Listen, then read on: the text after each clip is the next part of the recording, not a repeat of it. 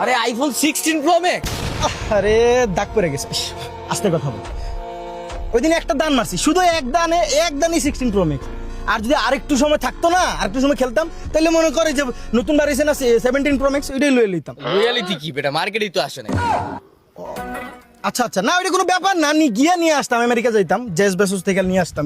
আর এই যে একটা আছে হোয়াইট গোল্ড কেসিওর অরিজিনাল, এই দেখ। আহাদ ভাই না? আরে ভাই সালা আইসা পড়ছে।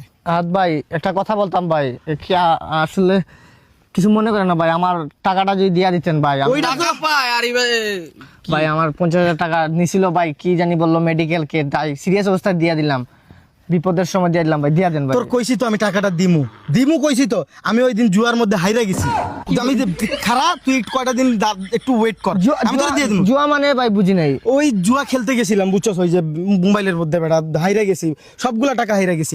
তুই এই কথা বলতেছস?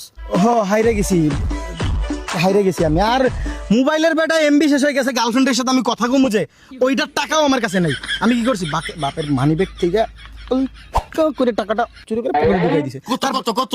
1000 টাকা বার করছিলাম, রিচার্জ করে লাইছি, গার্লফ্রেন্ডে দিছি 500, আমি 500। বুঝতে পারছি। আর ওই দিন আর কি যে বাপের এই ব্যাংক থেকে 1 লাখ টাকা চুরি করছি, কইরা জুয়া খেললে ওই সব টাকা হারাই। ভাবছিলাম 1 লাখ টাকা দিয়ে 2 লাখ বানাবো, তোর 1 লাখ দিয়ে দিমু, আর বাকি 1 লাখ বাপার কাছে রাখতে দিমু। হয় নাই, হারিয়ে গেছি আর কি।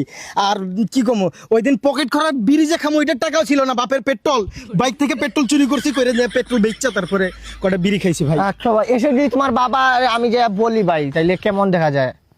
এইগুলা আমার বাপরে কইবি? হ্যাঁ। বিশ্বাস করবো না। আমার বাপে আমার ভালো করে জানে আমি কতটুকু ভালো ছেলে, খুব সত্যবাদী নীতিবান একটা ছেলে, খুব ভালো ছেলে। এইগুলো আমার বাপে জীবন বিশ্বাস করবো না। শুনছেন আঙ্কেল, আপনার দুধের দেওয়া তুলসী পাতা ছেলে কি বলতাছে?